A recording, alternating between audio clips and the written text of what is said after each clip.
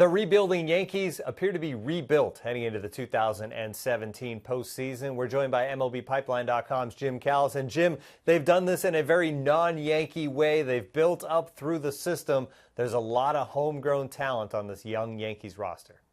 There is, and I think the scary thing is there's more to come. So if you look at the fact that they have a deep farm system that's going to bring more players to New York, have more trade fodder, and they still have their financial might, we could be looking at the beginning of another potential Yankees dynasty. You look at this year's club, a lot of homegrown players. The oldest, Brett Gardner, was a third-round pick back in 2005. He continues to chug along and produce.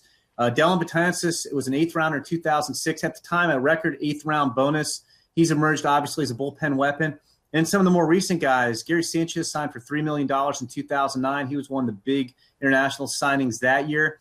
Luis Severino, who's probably going to get some Cy Young Award votes this year. He was a 2011 international signee. And Aaron Judge was a first-round pick, actually the Yankees' third first-round pick in 2013. And we all know what he's done. He set a rookie home run record. He's obviously going to be Rookie of the Year. And I guess he's probably going to slug it out with Jose Altuve to see who the American League MVP is this year. Brian Cashman has also been very busy on the trade front. He's been busy at the deadline this year, but when you look back a couple of years, he was able to replace Derek Jeter through a trade.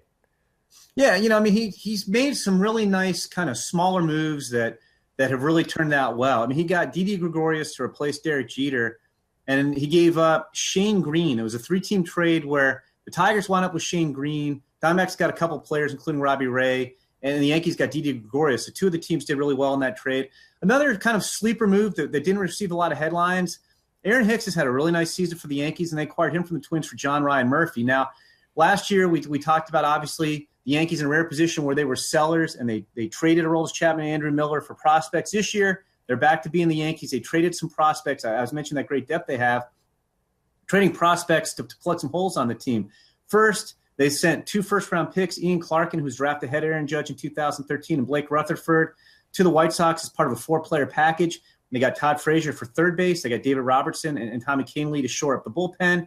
And then at the deadline, they traded three premium prospects in Dustin Fowler, James Caprillion, and Jorge Mateo to get Sonny Gray, who they could keep in the rotation for a couple years as well. So they've really made some big moves that have helped the team this year, and also some moves that kind of went overlooked that have really helped them out.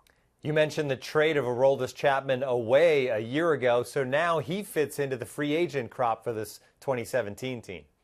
He does. I mean, it's funny. I mean, the Yankees, it seems strange to say this, Tim, but if you look at just the number of free agents on the roster and then how productive they've been, the Yankees have actually have fewer free agents and less production out of their free agents than the typical playoff team this year, which seems a little bit odd. Aroldis Chapman, that was obviously, worked out the way the Yankees wanted. They got him from the Reds, in the previous offseason. Basically, when the Reds were looking to dump him, they didn't have to give up a whole lot to get him. Then they spin him to the Cubs to get Gleyber Torres, who's one of the best prospects in baseball. They also got Adam Warren back, who they had traded previously. Adam Warren's part of his playoff roster. And then when Chapman, after he helps the Cubs win the World Series, they get him back as a free agent. But, yeah, not a lot of free agent talent on this team. CC Sabathia's had a nice bounce-back year. He's still there. Jacoby Ellsbury's battled some injuries. And Matt Holliday's kind of filled the DH slot. But this is not your George Steinbrenner Yankees of just going out and opening the checkbook to bring in all the free agents.